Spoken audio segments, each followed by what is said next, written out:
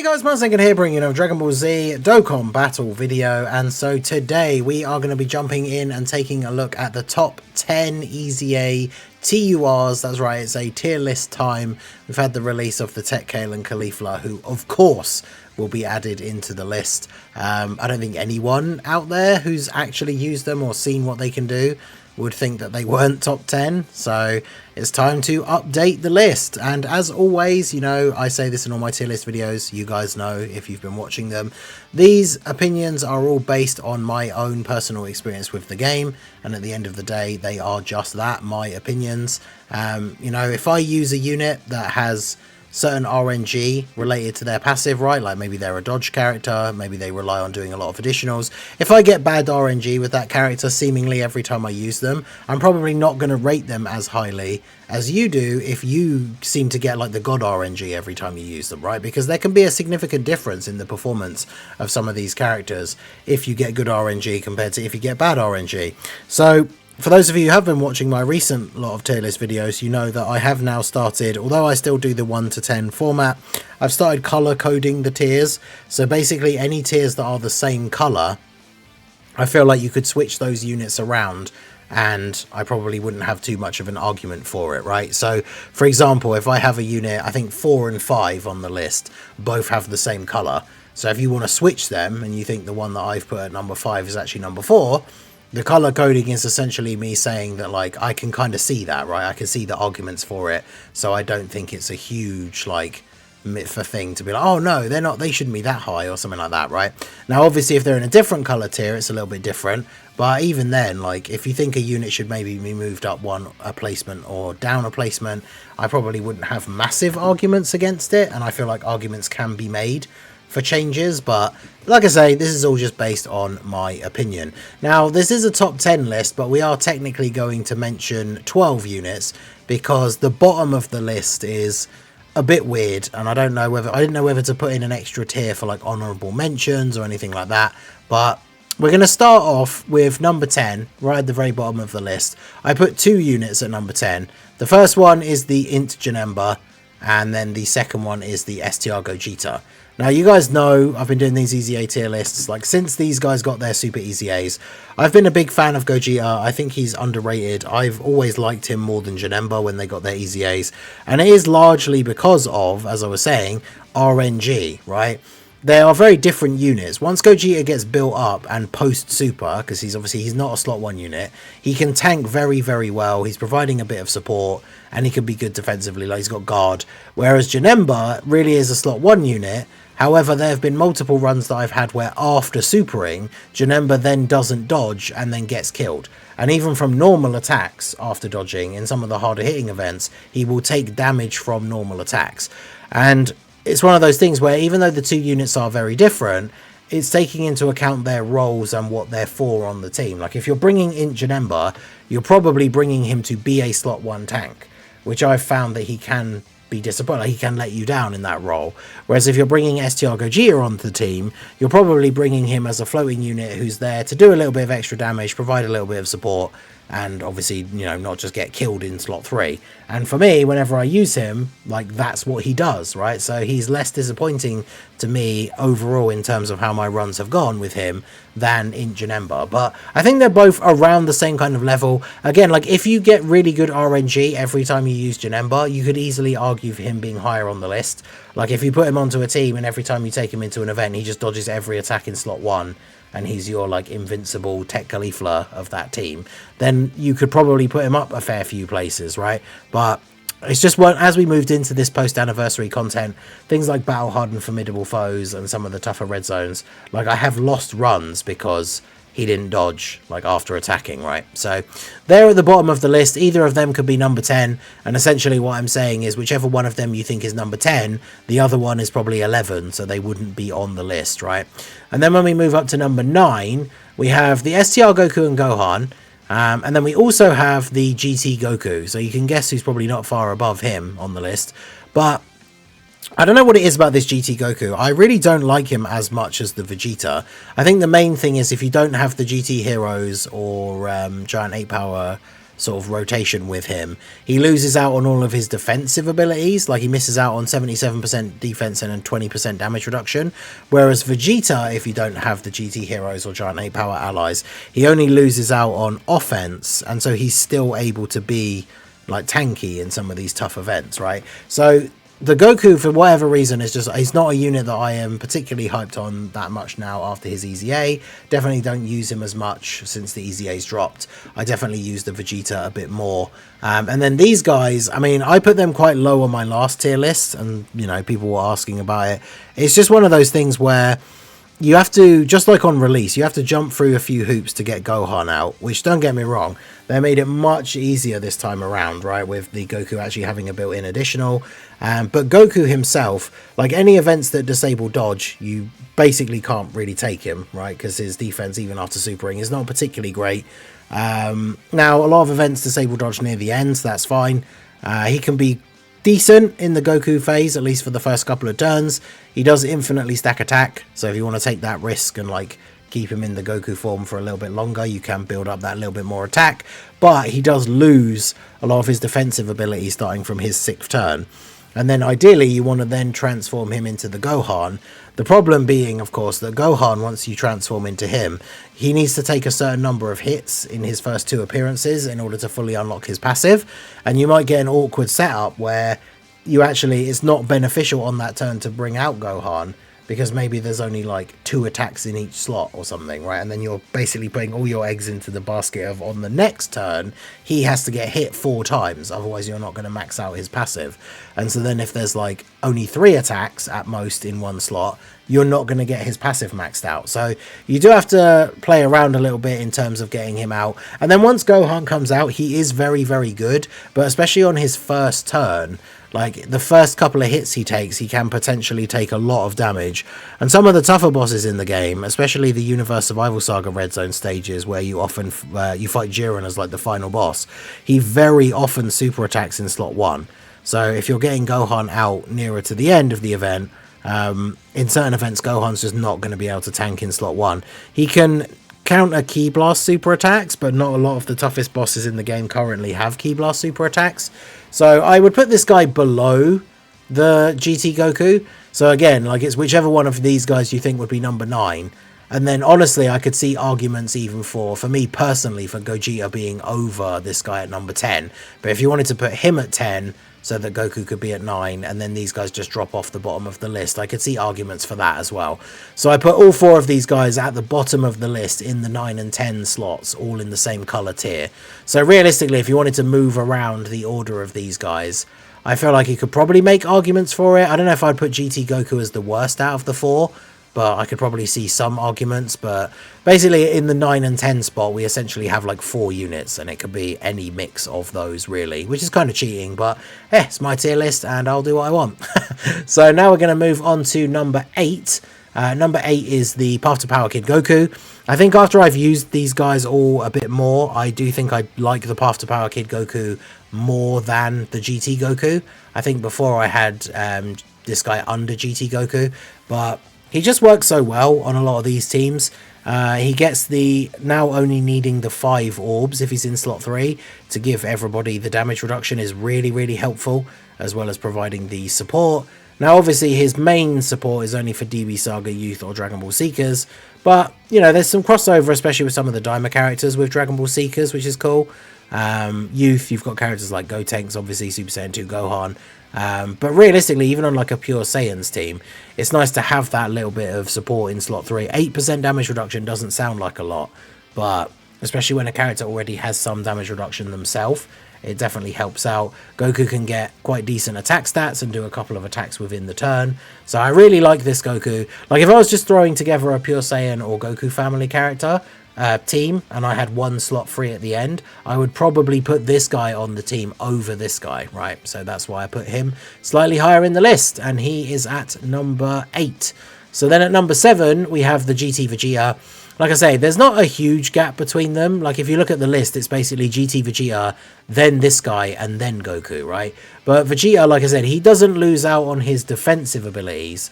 if you don't have the giant 8 power or GT Heroes allies. So he can still be very tanky. Goku family obviously has way more options than Vegeta family, so this guy being on the Vegeta family team obviously is quite helpful.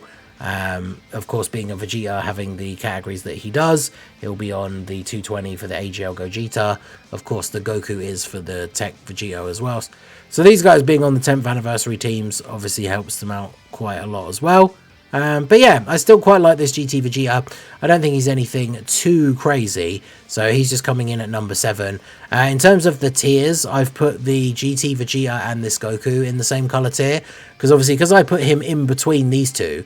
If you think the gap between them shouldn't be that big, and it should actually be the youth Goku, I think I said GT Goku, the youth Goku, Path to Power Kid Goku, then Vegeta, then GT Goku, I could see that, right? So I put these 4 in the same colour tier, Janemba, Gogeta, GT Goku, and then this guy, and then these 2 are in the same tier. So if you think that Path to Power Kid Goku is better than Vegeta, then I could see arguments for that. I do think he is very good. He's more likely to be thrown on a team as a 6th slot option than GT Vegeta is, so that he does have that going for him.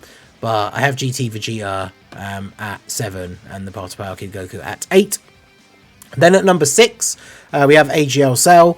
AGL Cell is very good. To be honest, I think AGL Cell could be higher. I haven't used him as much recently since obviously we got a bunch more accelerated battle buffs. STR Cell obviously is in a much better place now with characters like Hit and being on Hit's team and not having to be double Cell leads. But I think the problem is, even though this Cell is good, it takes him a while to get to his final form where he is really good. So if you're running STR Cell on like the Hit team, chances are you're probably running TEQ Super EZA Cell as his partner and not this guy. So this guy kind of ends up being like the odd man out. So he is really good, but I don't have him as high on the list as some of these other characters because I feel like he just doesn't take priority on the team builds that he's on as much as some of the other characters do. But let me know what you guys think. He's at number 6. And then the same colour tier at number 5, we have the AGL Paikuhan. AGL Paikuhan, obviously very, very good. Gives the support to superclass allies and then can give extra support to other World Warriors and Connected Hope, which will include characters like Gogeta, Beast Gohan. He can be a very, very good support. Very solid unit. It actually has good defense after attacking, so he's not completely relying on that 50% chance to dodge. In the first 7 turns he has guard, so that's obviously very helpful. But you know, in dodge cancelling fights he obviously could be not quite as good, but very solid support, very good EZA. Just an overall, again, a unit that you can kind of throw onto a lot of teams as the 6th slot choice if you didn't, you know, if you need that one final unit to round out the team. There definitely are situations where Cell, especially Perfect Cell, would be better than Paikuhan, but again, I put them in the same colour tier. So let me know what you think, but Paikuhan is at 5. Then we move up into another tier, which has 2 units. Number 4 is the TEQ Janemba. Both TEQ Janemba and AGL Paikuhan very, very good, but I think TEQ Janemba is better. TEQ Janemba, like the Paikuhan, you can throw him in as a 6 slot option on his teams, but I feel like he's kind of like the go-to support unit for a lot of these extreme teams. So he is a character that you are going to run on a lot of teams as a floating support, as well as the fact that he can also just handle slot 1 tanking, especially early on. Then, you know, they did a good job with his EZA making it so that you actually do want to transform him into the TEQ Super Janemba, because then the TEQ Super Janemba is actually very good. So this unit is really, really solid and comes in at number 4. And I've put him in the same tier as number 3, which is the Buuhan. Now, this one is interesting to explain because I do still think Buuhan is quite a lot better than this Janemba. But I didn't want to put Janemba down into the... I guess I could have given both these guys their own colour tier. But the reason why I put Buuhan in a different colour tier to the number 1 and 2 is I think that there now is more of a gap between the unit that's number 1 and Buuhan. I don't think there's a massive gap between the unit that's number 2. So this is where it all gets confusing, because I could have made 2 and 3 the same colour tier. But even though number 2 is Cell... Even though Cell is number 2, I don't think the gap between Cell and number 1 is necessarily big enough that they need to have their own tier. But maybe it is. You guys can let me know. So you guys know I've gone back and forth on Buuhan and Cell. I've put one at 1 at 2, and then the other way round, and then the other way round again. Buuhan has going for him the fact that he gets a guaranteed additional super, which in a lot of situations can come in clutch. whereas Cell sometimes just gets an additional normal attack instead, which is a little bit annoying. But Cell, especially against superclass enemies, which a lot of the toughest events are at the moment, Cell can actually be relied on to go in slot 1, and then he heals on super, which can be really good, because if you put him in slot 1, even if he then does take a bit of damage, but he's not, you know, in most situations he's not getting you one shot, even if he does take a bit of damage, he then super attacks, and then he heals on super, he heals 10%, which is why it is a shame he doesn't get a guaranteed additional, because him getting like a guaranteed 20% heal every turn would be insane. But if he does do it, and of course you can get the hidden potential as well, he can give you up to 30% healing back in one turn. So after tanking the hits in slot 1, maybe taking a bit of damage from a super, he can then just heal you up straight afterwards anyway. So I've settled on, with the meta the way it is now and the number of superclass bosses, I have accepted that Cell is better than Buhan, because they are very close. If you look at their passives side by side, they are very, very similar. But yeah, Cell is above Buhan, and of course at number 1 that means we have TEQ Kale and Caulifla. Now, before anyone, you know, starts bringing up recency bias and stuff like that, I know they are the newest EZA that's just come out, and I think people are very, very happy because, you know, when we get an EZA that's actually good, it kind of makes up, it has that relief for like the last EZA that we got that wasn't very good, for example. But TEQ Kale and Caulifla are absolutely insane. Like, the lowest I've seen their defense on turn 2 is like 1.5 million. Which, I mean, in that situation, there's not many events where in turn 2, like on turn 2, that defense is too low. But bear in mind that they also, on their second turn, on their first turn, they have 70% chance to dodge, because they have a high chance, and then they've got 20% for 4 extra turns. Whenever they perform 3 attacks, they get an extra 20% on the next turn. So as long as you have a Universe Survival Saga ally, they get a guaranteed additional super. Part of their passive is that they get a guaranteed extra attack that has a 50% chance to become a super. So as long as you have a Universe Survival Saga ally, they always super, or always attack 3 times in one turn. It'll either be super, normal, super, and then obviously there is the chance for the hidden potential, or it will just be 3 supers. So on their second turn, they have 90% chance to dodge. And again, the lowest I've seen is about 1.4, 1.5 million defense. So, you know, there's a possibility, I guess, in some events they could get caught on turn 2. But then once you get onto turn 3, we're then talking about them having like 2.5 or higher million defense. And there's not a lot of events where you're going to be taking that kind of damage on their third turn, which is like turn 5. Battle-hardened formidable foes, I guess, is the only place where a super would still kill them if they don't dodge.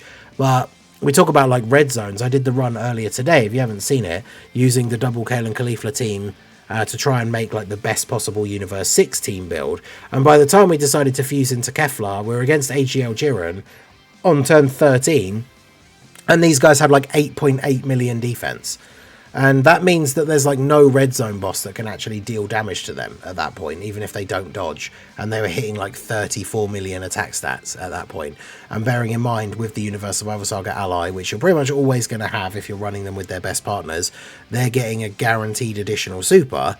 Like, they put out a load of damage, they have a load of defense, and of course, once you fuse into Keflar, that's where it really starts to go crazy, because Keflar, on that turn, so they were at 8.8 million, then we fused into Keflar, she had like 3.2, I think, and the big thing about Keflar that people overlook is that when she gets hit, she gets 200% defense.